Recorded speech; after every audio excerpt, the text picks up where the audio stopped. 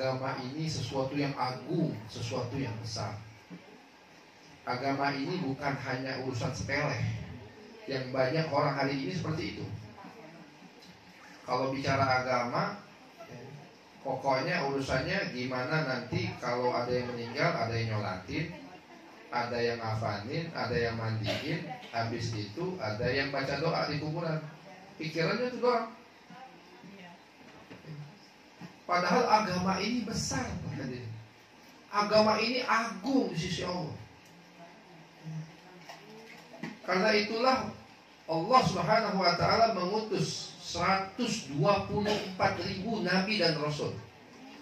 Jadi jumlah nabi dan rasul semuanya ada berapa? 124.000 nabi. Yang wajib kita ketahui kan 25. Karena itu banyak nabi-nabi yang lain. Ada 124.000 nabi dan rasul dalam salah satu riwayat dikatakan. Untuk apa hadirnya jemaah sekalian? Untuk mengajak manusia kepada agama yang benar. Ada nggak nabi-nabi itu ngajak untuk membangun gedung-gedung yang tinggi? Ada nggak? Ya. Saya diutus oleh Allah biar kalian ini mampu membangun gedung yang tinggi. Nah. Ada nggak nabi itu diutus oleh Allah biar apa? Biar misalnya jadi membangun terowongan bawah laut misalnya begitu. Nggak ada, terlalu kecil. Tapi semua nabi diutus oleh Allah untuk mengajak manusia kepada Allah, beriman kepada Allah, tunduk kepada hukum-hukum Allah. Ini pentingnya agama. Nah, maka kita hadir dalam majelis ilmu ini, kita harus tanamkan dalam hati kita. Ini agama ini penting. Agama ini besar. Kalau kita taat sama Allah di dunia ini, nanti di akhirat kita selamat. Kalau kita maksiat kepada Allah, nanti di akhirat tidak selamat. Itu harus kita tanamkan dari sekarang kepada keluarga kita, anak cucu kita harus kita tanamkan. Nah, kalau kamu nggak sholat hari ini, nah kalau kamu nggak taat sama Allah hari ini, bahaya nanti di akhirat kamu kekal selamanya. Masya Allah, na'udzubillah min dzalik ya. Kan kesulitan dunia ini kan paling begitu doang, benar kamu? Ya, ibu-ibu sakit, misalnya apa nih? Na'udzubillah tadi kecelakaan misalnya, na'udzubillah min dzalik ya, kecelakaan. Ujung-ujungnya meninggal, benar nggak? Kalau sudah meninggal sakit lagi nggak? Sakit apa? Kanker. Ujung-ujungnya apa? Meninggal. Ada ujungnya. Coba nanti di akhirat nggak ada ujungnya. Siksa neraka itu kata baginda Rasulullah SAW yang paling, ini siksa neraka yang paling ringan. Yang paling ringan ibu ya. Siksa neraka yang paling ringan, Allah pasangkan kita dua sendal. Kita disuruh pakai sendal tersebut, kaki kita pakai sendal, otak kita mendidih karena kepanasan. Itu siksaan yang paling ringan. Gimana yang paling berat? Nah, ini agama ini untuk apa? Menyelamatkan manusia dari siksa neraka, menyelamatkan manusia dari azab kubur, menyelamatkan manusia dari kesusahan nanti di yaumil akhir. Makanya maskan kita harus pahami sekarang, kita tujuan ngaji itu apa? Kita membuat agama ini agung, besar agama ini. Perintah Allah itu walaupun kecil, kita anggap perintah Allah dan Rasulullah itu walaupun seolah-olah sepele, tapi sebenarnya itu agung di sisi Allah Subhanahu wa ta'ala. Masalah sholat atau masalah apapun itu sepele, yang kecil deh. Kalau sholat wajib, minum duduk. Coba minum dulu. Kebetulan enak tadi minumnya. Minum sambil duduk pakai tangan kanan. Sunnah Rasul kan? Sunnah Rasul. Nah, mungkin kalau kita ngeliat, cuma urusan minum doang. Hadirnya mas sekalian, kalau kita minum ikut sunnah Nabi ini, manfaatnya bukan hanya di akhirat, di dunia juga ada manfaatnya. Apa manfaatnya? Para ahli kedokteran sekarang sudah meneliti. Kalau kita minum dengan duduk, ya, itu di tubuh kita ini ada sebuah saringan. Kalau kita duduk, saringan itu terbuka. Kalau kita berdiri, saringan tersebut tertutup. Maka hadirin jamaah sekalian, barang siapa yang minumnya duduk, maka dia akan ada saringan. Nah, ketika kita minum, maka air yang kita minum itu disaring dulu oleh saringan tersebut sehingga kotorannya dibuang. Kalau kita berdiri, ya, saringannya tertutup, maka kita minum langsung masuk. Di situ awal mula penyakit, ginjal segala macamnya. Karena air yang masuk ke dalam tubuh kita, ya, itu tidak ada saringan. Jadi hadirin jemaah sekalian, di dunia saja ini penting agama ini. Walaupun sepele, urusan minum, duduk, makan dengan tangan kanan, ya, makan dengan tangan kanan. Seolah-olah ini sepele, makan tangan kanan sambil duduk. Itu sunnah Rasulullah SAW. Hadirin jemaah sekalian, ternyata para ulama, para ahli kedokteran hari ini meneliti, kalau makan tangan kanan itu lebih mudah dicerna oleh lambung, oleh perut kita. Karena itulah ibu-ibu kalau masakannya kena tangan gimana? Cepat basi. Karena kenapa? Itu mempercepat proses pembusukan. Tangan kita ini ada enzim-enzim yang kalau kita makanan itu kena tangan kita, dia cepat proses pembusukannya. Makanya dia cepat basi. Tapi kalau kita masuk mulut bagus, ya, dikunyah dia, ya, secara cepat. Maka proses lambung kita itu memprosesnya dengan sangat mudah, maka lebih sehat. Padahal urusan makan tangan kanan, saya punya di Palembang tempat saya itu ada namanya Profesor Dr. Yuwono. Profesor doktornya dari Turki atau dari mana gitu. Itu dia bilang, Bu, sama saya maupun makan di hotel bintang 5 nggak pernah saya makan pakai sendok, saya makan pakai tangan. Mau saya acara di mana hotel bintang 5 saya makan pakai tangan.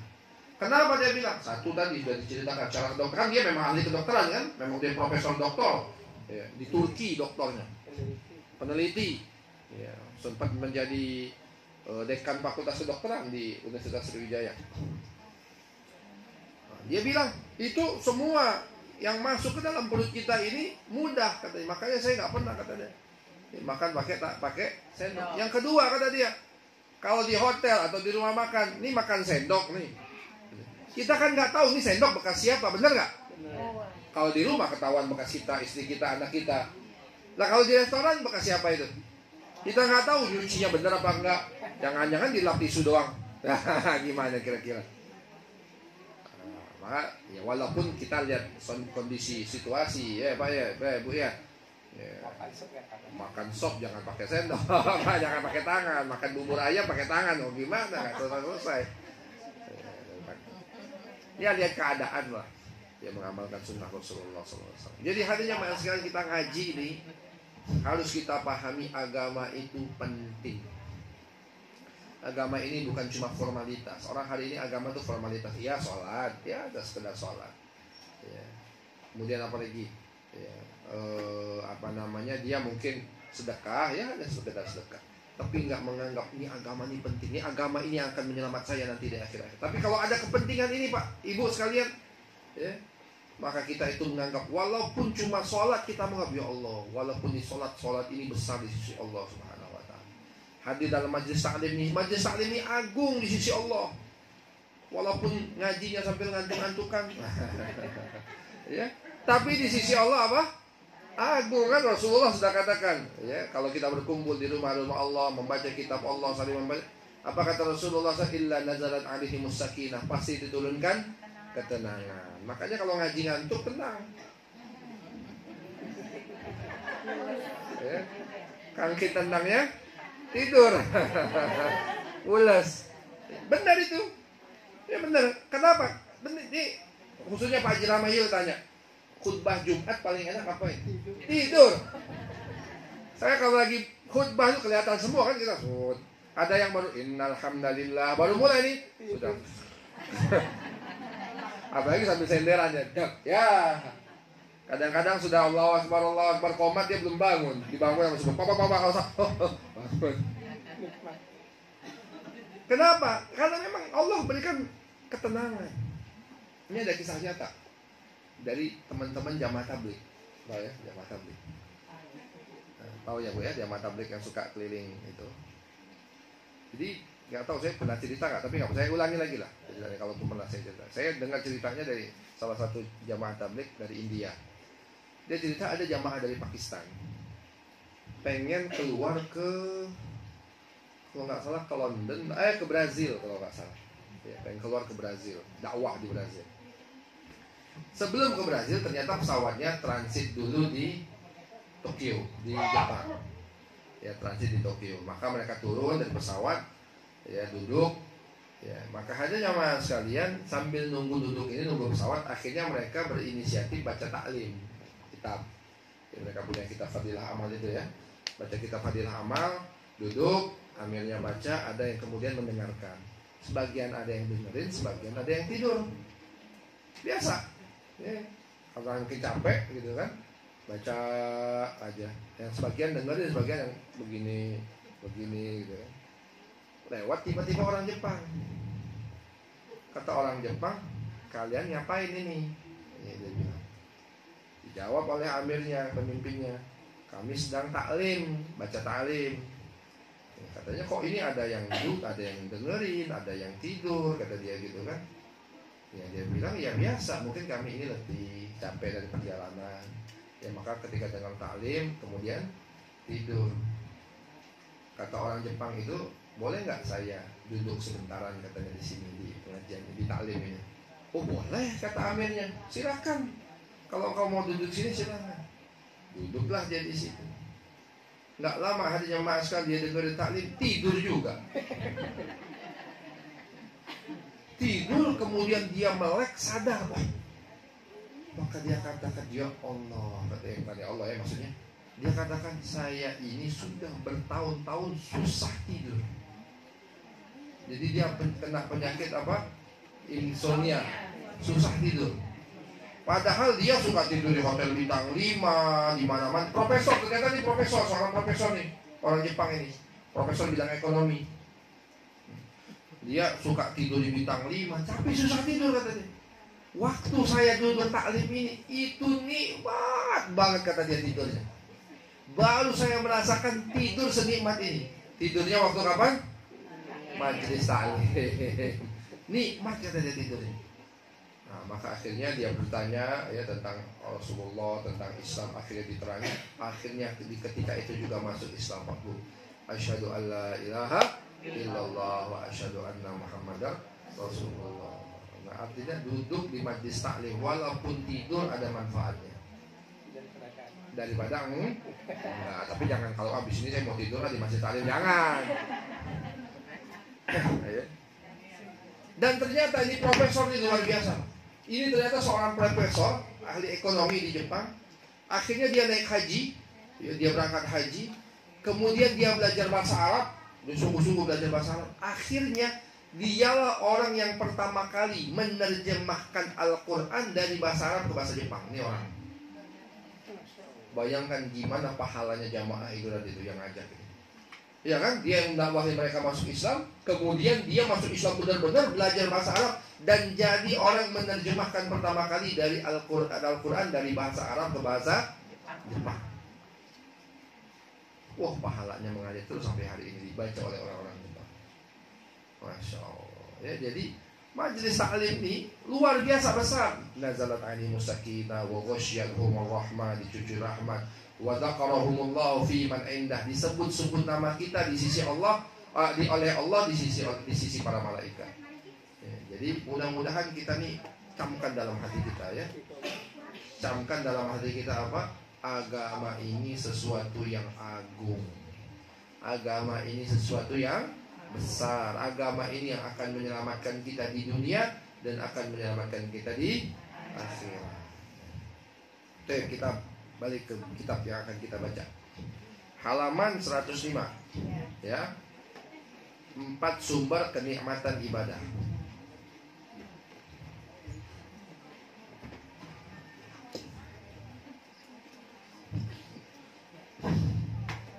Bismillahirrahmanirrahim. Utsman bin Affan radhiyallahu anhu berkata, wajadtu halawatal ibadati fi arba'ati asya'a. Awwaluha fi ada'il fara'idi, fi ada'i fara'idillahi, wa tsani fi ijtinabi maharimillahi, wa tsalitsu fil amri bil ma'rufi wa ibtigha'i thawabillahi, Warabi'u fin nahyi 'anil munkari wal tiqa'i min ghadab wal ittiqa'i min ghadabillah. Kata Utsman bin Affan radhiyallahu anhu, dia berkata, aku telah menemukan nikmatnya beribadah dalam 4 hal. Jadi 4 hal ini aku menemukan nikmatnya ibadah. Yang pertama apa? Dalam menunaikan kewajiban-kewajiban Allah, baik yang ringan. Oh, ini terjemahnya kemana ini? Salah dia terjemahnya ini. Kadang kalau terjemah suka begitu, Bu. Tak pas. Ya, jadi aku mendapatkan nikmatnya ibadah itu dalam 4 hal. Yang pertama, dalam melaksanakan kewajiban-kewajiban Allah. Ya, dalam melaksanakan yang wajib. Kok ini ada yang ringan maupun yang berat? Ini kayaknya dari yang ini sendiri kali. Atau nggak tahu kalau dari kitab aslinya. Ya, apa penerjemah apa itu nambah-nambahin ya. Ini kurang pas ya terjemahnya sebenarnya. Cuman sampai ini aja. Kewajiban-kewajiban Allah aja sebenarnya. Ya, mungkin bisa jadi atau dalam kitab aslinya ada tambahan, nggak tahu. Ya, intinya ya itu udahlah nggak apa-apa. Ya, intinya kewajiban-kewajiban Allah. Intinya nikmat ibadah itu yang pertama kita dapatkan dalam hal-hal yang diwajibkan oleh Allah. Seperti apa hal yang diwajibkan? Sholat 5 waktu wajib, puasa di bulan Ramadan wajib, zakat, ya, baik zakat fitrah ataupun zakat harta itu wajib, haji bagi yang mampu itu diwajibkan oleh Allah. Maka kata Utsman bin Affan, saya mendapatkan kenikmatan dalam ibadah ini. Makanya hadirin yang mahasiswa, ya, kalau kita melihat sholatnya sahabat itu luar biasa. Ada sahabat yang katanya adalah Imam Ali, tapi saya kurang pasti ya siapa ini. Imam Ali bin Abi Thalib dikatakan bahwasanya suatu saat beliau pernah terkena panah. Dan ketika pengen dicabut panah tersebut, beliau katakan apa? Cabutlah panah ini dalam keadaan ketika saya sholat. Karena kenapa? Kalau dalam keadaan sholat dia nggak berasa apapun itu. Saking khusyuknya. Allahu Akbar, dicabut. Dia nggak, kalau sudah Allahu Akbar dia nggak berasa apapun. Dicabut panah pun dia nggak berasa. Padahal nyambut panah itu sakit. Ya, kan panah itu kan nusuk begini kan ininya ujungnya kan tajam, belakangnya kan enggak. Jadi wah nyambutnya itu lebih sakit, luka daging kita. Terbuka daging kita lebih sakit. Kita kena pisau aja sakit. Ya kan? Ini kenapa? Panah. Nyambutnya kata Imam Ali, ya, waktu saya sedang sholat. Karena kenapa? Sudah sholat gak ingat apapun, saking khusyuk. Kalau kita kebalikannya, Bu, ya, waktu sholat yang datang semua dia. Naruh kunci sebelum sholat, nyari-nyari lupa. Waktu sholat Allahu Akbar, oh iya di atas lemari tadi gua taruh. Waktu nggak sholat lupa, waktu sholat ingat. Nah ini bedanya kita ini. Insya Allah ya, beda kualitas kita sama Imam Ali. Kalau Imam Ali waktu Allahu Akbar sudah nggak ingat apa-apa lagi. Nah, kita waktu Allahu Akbar dia datang, semua ingatan kita, ya Allah. Beda kualitas kita. Di sahabat-sahabat dulu begitu. Kalau sudah sholat tuh Masya Allah khusyuk. Ada seorang sahabat, 2 orang disuruh jaga pasukan lagi dalam keadaan perang. Berjaga malam-malam disuruh berjaga, 2 orang ini ribat. Yang satu istirahat tidur, satu gantian. Nah, sambil nunggu gantian ini dia sholat. Nah, kalau kita kan sambil nunggu main HP. Sama sekarang sambil nunggu apa main HP. Ya, kalau sahabat sholat, ketika sholat ternyata ada musuh, manah. Pertama ditahan, terus dia baca. Nggak taunya sahabat yang musuh tadi, kadang-kadang orang meninggal dipanah lagi, 2 ditahan lagi. Yang orang musuh ini dipanah lagi 3 kali, gitu kan. Wah, tadi ya 3 kali kena panah. Dia takut bukan dia, tapi dia takut nanti orang lain juga bahaya. Maka dia percepat sholatnya. Assalamualaikum, langsung dia bangunin temannya, kepasukan semua sudah darah semua. Maka temannya langsung kabur, langsung bangun, kemudian mengejar orang tersebut. Akhirnya udah kabur duluan. Atau dalam cerita juga tertangkap juga orang yang mana ini. Tapi lihat bagaimana mereka dipanah pun bertahan untuk menjaga sholat. Ini sahabat Nabi SAW. Jadi mereka mendapatkan kenikmatan ketika ibadah kepada Allah. Ada nikmat dalam ibadah itu. Ini yang luar biasa ya. Jadi iman ini rasa. Iman ini rasa. Rasa itu tidak bisa diucapkan, tapi bisa dirasakan, benar nggak? Ibu makan apaan misalnya? Yang enak banget misalnya apa?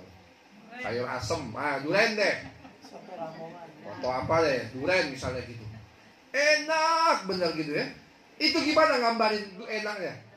Bisa nggak digambarkan? Nggak bisa, ya kan? Orang mau tahu gimana enaknya, cicip sendiri, lo baru tahu gimana enaknya. Tapi kalau nggak, durian ini berasa agak manis, kemudian dicampur asam, dicampur pahit sedikit. Orang cuma ngeliat, gimana rasanya, nggak bisa gambarin dia. Tapi ketika dia nyicip juga itu durian, baru dia berasa. Nah, hanya iman ini ada rasa. Rasa ini tidak bisa dirasakan orang kecuali dia juga mencelupkan dirinya dalam keimanan tersebut. Maka ibadah ini harus ada rasanya. Kalau ibadah nggak berasa, berarti hampa. Ibadah kita hampa, hanya menunaikan kewajiban belaka. Maka hasilnya juga tidak terjadi apa-apa. Walaupun ya insya Allah tetap ada hasil, tapi hasilnya tidak maksimal karena ibadah kita hampa. Yang kedua, wasani fijtinabi maharimillah. Yang kedua, dalam menjauhi apa-apa yang diharamkan oleh Allah Subhanahu wa taala, ya. Di sini ada keterangan baik yang kecil maupun yang besar. Bisa jadi kitab aslinya ada, bisa jadi ini. Mungkin tapi tidak ditulis di sininya. Ya. Jadi kita menjauhi segala sesuatu yang diharamkan oleh Allah. Jadi ada kesenangan hati kita kalau kita mampu menjauhi hal yang diharamkan oleh Allah. Yang ketiga, watalisu fil amri bil ma'ruf wa ibtigha'i thawabillah. Yang ketiga, aku mendapatkan kenikmatan ibadah, kata Utsman bin Affan, fil amri bil ma'ruf, dalam menyeru yang ma'ruf, mengajak orang kepada kebenaran. Karena mengharap pahala dari Allah Subhanahu wa taala, ya. Jadi dakwah ini manis, dakwah ini nikmat. Kita ini kalau terbiasa mengagungkan Allah dalam kehidupan kita, maka keagungan Allah itu akan ada dalam hati kita. Jadi lidah sama hati ini berkaitan. Kalau di lidah kita ini yang kita ucapkan selalu adalah Allah, keagungan Allah, kehebatan Allah, kekuasaan Allah, maka hati kita juga akan masuk, keagungan Allah itu akan masuk, ya. Apalagi ya, keesaan Allah itu akan masuk, kehebatan Allah itu akan masuk. Tapi kalau dalam hati kita yang kita sebutkan itu dunia, maka dalam hati kita juga akan masuk dunia. Kalau kita diucapkan, kalau kita ucapkan, oh yang hebat itu Raffi Ahmad, wah misalnya gitu kan, dia itu udah ganteng, kaya, bininya cantik, wah. Atau misalnya siapa yang hebat itu, siapa misalnya? Siapa misalnya orang-orang yang artis-artis terkenal lah, ya. Maka yang akan masuk dalam hati kita juga ya kebesaran dunia. Tapi kalau yang masuk, yang kita ucapkan ini adalah kebesaran Allah, kehebatan Allah, maka hati kita juga akan ya mengucapkan kebesaran Allah Subhanahu wa taala. Maka pentingnya kita dakwah nih, ngajak orang ini biar memasukkan kebesaran Allah dalam hati kita. Kita ngajak orang, ya dakwah ini beda sama ngajar. Kalau ngajar kayak saya ini ceramah nih, ini ngajar, itu harus punya ilmu. Kalau dakwah nggak butuh ilmu, maksudnya apa yang kita punya aja cukup. Kasih tahu sholat wajib, itu dakwah. Kasih tahu di sini setiap Rabu malam Kamis ada pengajian, dakwah nggak? Dakwah. Ayo Bu, sama-sama ngaji kita. Pak Haji Ramayuli enak. Seminggu 3 kali ya? Wah, seminggu 3 kali ngaji. Kadang-kadang kasih makanan juga Haji Ramayuli. Wah, enak Bu, ayo datang pengajian. Itu dakwah. Jadi bukan kalau dakwah itu harus ngajar, jadi kiai, jadi ulama, jadi ustadz. Enggak, ya itu salah satunya. Dan itu ada tugasnya masing-masing. Tapi kita ini yang nggak punya itu, kita juga punya kewajiban untuk dakwah. Ya, kita dengan ngajak orang ngobrol, sedikit-sedikit ajak orang, kemudian Bu ikut ngaji di sana, enak deh kita baca Quran, belajar Quran, itu dakwah. Kalau nanti dia dapat hidayah, pahalanya ngalir nggak ke kita? Ya, Masya Allah ya. Nah, jadi ini nikmat. Ya, jadi kalau orang sudah merasakan nikmat itu, wah dia pengen dakwah terus. Ya, Abu Bakar As-Siddiq radhiyallahu taala anhu, sahabat Nabi yang paling utama, Abu Bakar As-Siddiq. Hari pertama masuk Islam, Bu, hari itu juga langsung ngajak orang lain untuk masuk Islam. Yang masuk Islam di tangan Abu Bakar As-Siddiq ada 5 orang sahabat. Hari pertama, Talha bin Ubaidillah, Zubair bin Awwam, Sa'ad bin Abi Waqqas, Abu Ubaidah bin Jarrah, ya, Abdurrahman bin Auf, Utsman bin Affan, kemudian Abdurrahman bin Auf. 5 orang ini masuk Islamnya di tangan Abu Bakar As-Siddiq radhiyallahu taala. Jadi ada kenikmatan dia ketika berdakwah, mengajak manusia kepada Allah. Yang keempat, warabi'u fin nahyi 'anil munkar, ya, dalam mencegah kemungkaran, wattiqa'i min ghadabillah, ya, dan menjauhkan diri dari murka Allah Subhanahu wa taala, ya, amar ma'ruf nahi munkar, ya. Jadi amar ma'ruf nahi munkar penting, tapi an-nahyu bil munkari bil ma'rufi, mencegah kemungkaran tapi dengan cara-cara yang baik. Ya, jangan mencegah kemungkaran dengan cara yang mungkar lagi, nggak boleh. Ya, nanti malah dosa, malah jadi sebab fitnah. Ini kata siapa? Sahabat Utsman bin Affan radhiyallahu taala anhu. Selanjutnya yang ke-9. Lagi-lagi perkataan Utsman bin Affan radhiyallahu anhu. 4 perkara utama yang hakikatnya adalah kewajiban. Arba'atun zahiruhunna fadilatun wa batihunna faridatun. Ada 4 hal kata Utsman. Zahiruhunna fadilatun, zahirnya fadilah, batinuhunna faridah, batinnya kewajiban. Di sini terjemahkan apa batin? Ya, zahir, ya, ibadah itu kan ada 2. Ini saya kasih tahu ya. Ibadah itu ada 2, ada zahir, ada batin. Ya, salat, zahirnya salat itu gimana? Kita bergerak, Allahu akbar, ruku, sujud, itu zahir. Batinnya, ada batinnya. Batinnya itu apa? Niat yang ikhlas, khusyuk dalam salat, itu namanya batin. Jadi ibadah itu harus 2 ini, dua ini harus ada. Zahirnya, ya, yaitu salatnya, tapi juga hatinya. Hatinya itu apa? Hati niatnya yang benar karena Allah Subhanahu wa taala, dan hati yang khusyuk. Dua-duanya harus ada. Ya. Zahirnya ada, batinnya juga ada. Nah, seperti itu ya. Nah, jangan sampai kita memisahkan di antara 2 ini. Misalnya sholat, kita fokus pada zahirnya aja, pada rukun dan syaratnya. Yang penting saya sudah sah rukun dan syarat. Batinnya nggak kita perhatikan, nggak boleh. Karena bisa jadi sholat kita ini sah tapi nggak diterima oleh Allah. Atau ada orang yang kebalikannya, yang penting batinnya aja, zahirnya nggak usah, nggak apa-apa. Nah ini ngigo namanya. Ada dulu aliran namanya eling. Tahu eling? Eling itu ingat. Nah, jadi ditanya sudah sholat belum? Belum. Tapi saya ingat aja Allah, eling.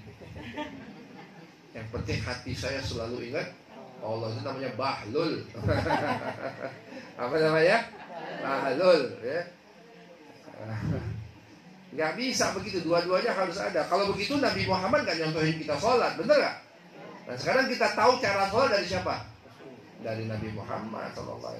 Rasulullah orang yang paling semangat untuk menegakkan sholat. Nah jadi ibadah itu ada zahir, ada batin. Nah di sini dikatakan ada 4 hal yang zahirnya fadilah. Fadilah itu keutamaan. Maksudnya nggak wajib, tapi kalau kita lakukan itu keutamaannya besar. Tapi batinnya yang di dalam ibadah itu faridah, ya wajib hukumnya. Zahirnya nggak wajib, tapi yang di dalam ibadah, inti daripada ibadah tersebut adalah wajib. Apa itu? Mukhalatatus salihina fadilatun wal iqtida'u bihim faridatun. Apa? Bergaul dengan orang soleh adalah keutamaan, namun mengikuti kesolehan mereka merupakan kewajiban. Ya. Jadi kita bergaul dengan orang soleh, Ya, Haji Ramayuni soleh insyaallah ya. Bergaul. Nggak wajib. Utama, misalnya ada siapa lah ulama yang kita Masya Allah kita sukai, misalnya Habib Rizik misalnya. Wah, gua demen ya Habib Rizik. Kita bergaul, maksudnya kita berkhidmat, kita mempunyai hubungan dengan beliau, kita ngaji sama beliau. Nah itu kata Utsman bin Affan fadilah, artinya punya keutamaan tersendiri, nggak wajib. Tapi wal iqtida'u bihim, kita ngikutin orang-orang soleh ini dalam kehidupan kita, faridatun, hukumnya wajib. Ya. Bergaul dengan orang soleh nggak wajib, keutamaan luar biasa keutamaannya. Tapi ngikutin gaya hidup mereka itu hukumnya wajib. Kira-kira bisa nggak kita mengikuti orang soleh kalau kita nggak kenal sama orang soleh tersebut? Bisa nggak? Nggak bisa. Maka syarat kita bisa ngikutin mereka kalau kita kenal, kalau kita hadir majelis taklimnya, kalau kita bergaul dengan dia, baru kita bisa mengikuti mereka. Ya begitu ya. Yang kedua, wa tilawatul Qur'ani fadilatun wal amalu bihi faridatun. Baca Al-Qur'an, ini baca Al-Qur'an itu fadilah. Fadilah artinya punya keutamaan yang besar di sisi Allah. Wal amalu bihi, tapi melakukan apa yang ada dalam Al-Qur'an faridatun, hukumnya wajib. Baca Al-Qur'an wajib nggak baca Al-Qur'annya? Wajib nggak baca Al-Qur'annya? Wajib nggak setiap hari? Nggak wajib, nggak wajib. Hukumnya ya nggak wajib. Fadilah, keutamaan saja. Kita bagus kalau kita banyak baca Al-Qur'an.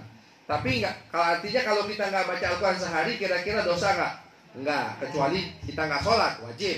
Ya, kalau kita nggak sholat sekali kita dosa. Fadilah, tapi keutamaannya besar. Baca Al-Qur'an ini luar biasa di sisi Allah. Ya.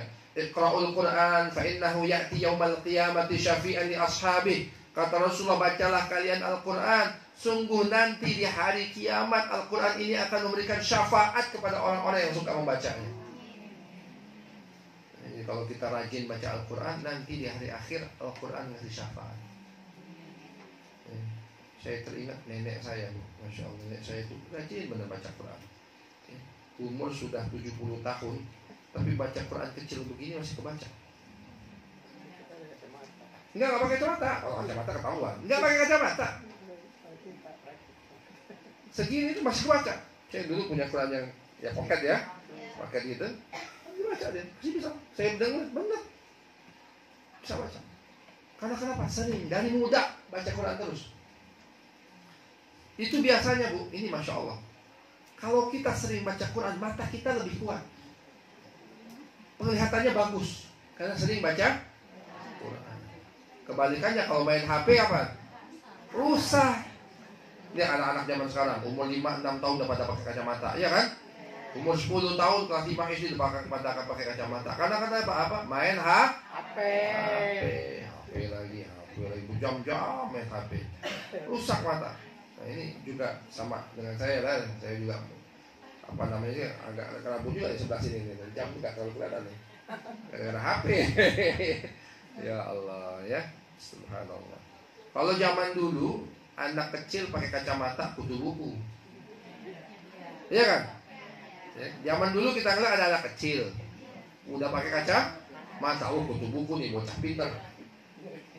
Bocah pintar nih, kutu buku. Kalau sekarang nggak lagi, nggak ngaruh begitu. Banyak main HP kalau pakai kacamata. Ya, bukan baca buku dia, kebanyakan main HP. Nah, jadi baca Quran ini akan membuat mata kita kuat, ya, sehat. Jadi banyak-banyak baca Quran. Ya, harus ada wirid harian membaca Al-Quran. Tahu wirid? Wirid itu zikir ataupun amalan yang kita muwazafah, yang kita lakukan harian, kita lakukan itu. Misalnya habis sholat kita baca subhanallah alhamdulillah wala ilaha illallah Allahu akbar, ya subhanallah, ya astagfirullah, dengan wirid habis sholat, ya kan? Artinya apa? Kita baca terus itu setiap habis sholat. Nah, maka setiap hari kita harus ada wirid daripada Al-Quran. Kita jadikan Al-Quran ini wirid kita, yang setiap hari kita baca.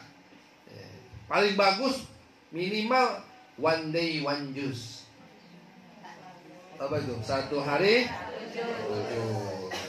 Bagus. Lanjutin lagi kan? Ya, insya Allah. Ya, banyak yang begitu ya, 1 hari 1 juz. Jadi kalau 1 hari 1 juz, 1 bulan kita 30 juz kita khatam.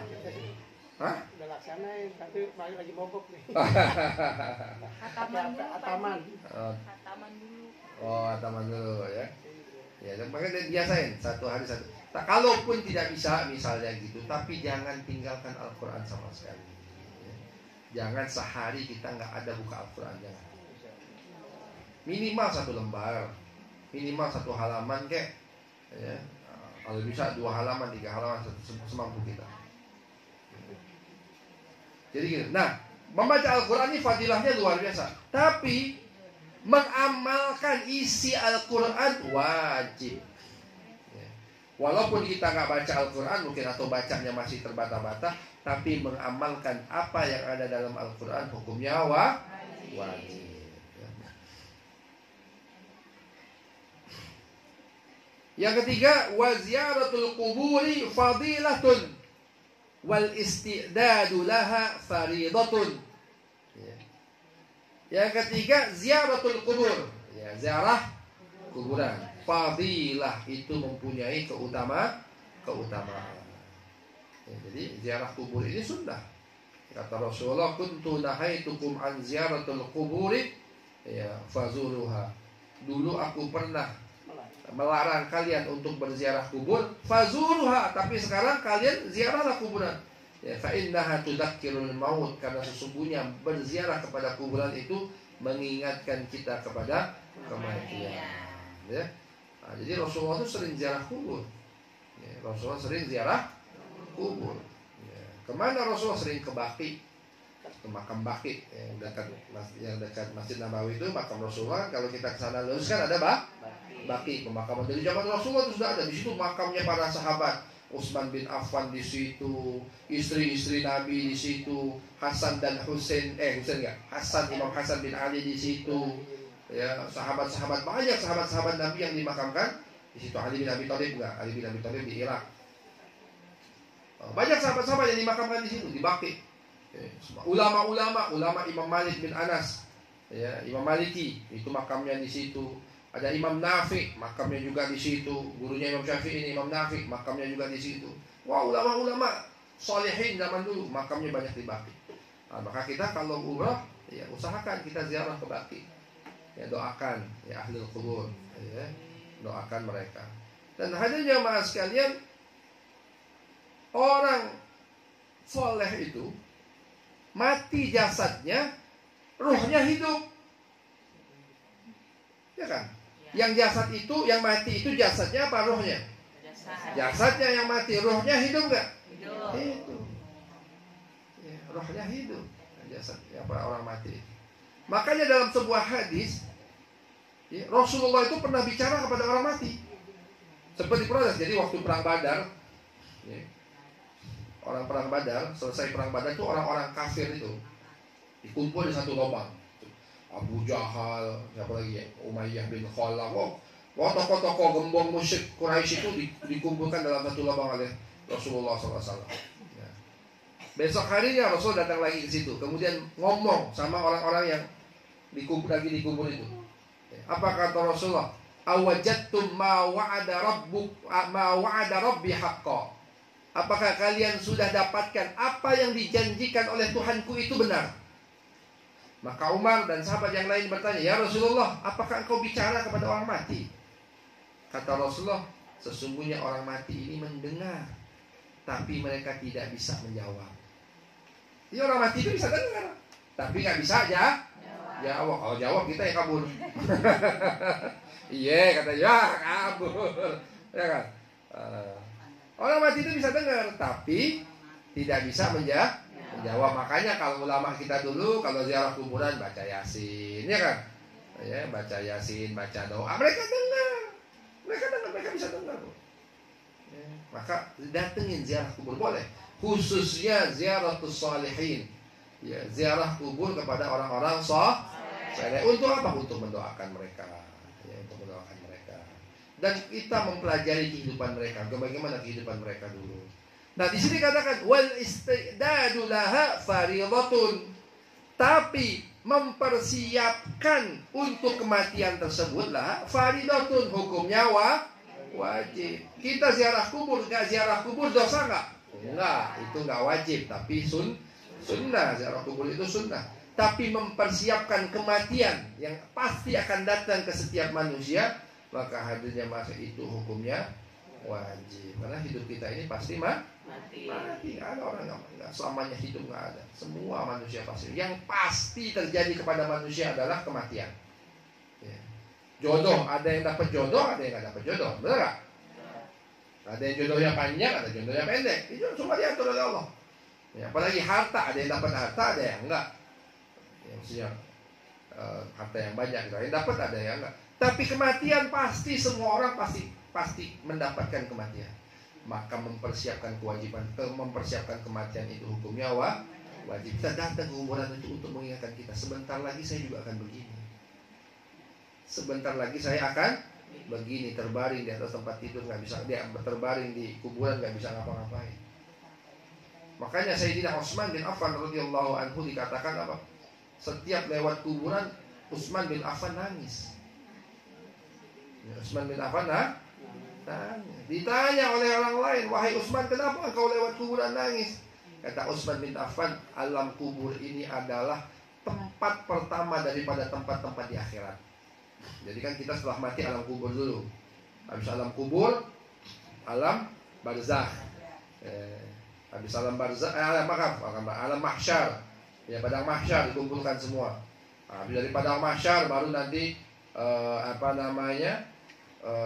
yaumul mizan. Ya, ada yaumul mizan, ada sirat. Ya, kemudian baru terakhir surga atau neraka, gitu kan. Maka tempat pertama setelah kita mati itu adalah alam kubur. Maka kata Utsman bin Affan, kalau kita selamat alam kubur, insya Allah seterusnya selamat. Tapi kalau di alam kuburnya sudah nggak selamat, seterusnya lebih berat lagi. Seterusnya lebih berat lagi. Maka Sayyidina Utsman bin Affan lewat kuburan nangis. Nah, kalau kita sekarang odong-odong lewat depan kuburan, odong-odong lewat depan kuburan. Tempat saya ada kober. Malam-malam begini cari aja muter kober, apalagi malam minggu banyak yang pacaran di situ. Zaman dulu kita kuburan takut, bener nggak Bu? Wah, takut hantu ya. Wajar lah. Ya. Sekarang nggak ada takutnya orang pacaran di kuburan. Kata setannya, ya Allah, lo lebih setan dari gue katanya. Nggak ada takut-takutnya. Udah deh, gak usah digangguin deh dia. Lebih setan kata setannya. Gak usah digangguin, adem-adem aja bener kata setan. Ya Allah, serem ya. Alhamdulillah. Itu ada tetangga saya kan, apa tuh kalau di kelurahan tuh apa namanya? Kayak apa, BKP apa? Ya pokoknya kayak di kelurahan, inilah di kelurahan tuh orang yang aktif di kelurahan gitu, apa namanya istilahnya itu. Ya, kayak malam-malam suka ziarah, suka mendapatkan itu. Laki perempuan pinggir kuburan duduk berdua. Ngapain? Udah bisa besok ada lagi. Insyaallah. Ya, jadi isti'dad ya. Mempersiapkan untuk kuburan ini, alam kubur ini fardhu hukumnya wajib. Siapkan kematian kita karena pasti akan datang kepada kita semua. Wa'iyadatul maridi fardhatun. Melihat orang sakit, mengunjungi orang sakit fadilatun. Itu adalah keutamaan. Jadi kita mengunjungi orang sakit itu fadilatun. Wattikhadul wasiyati fardhatun. Dan mengambil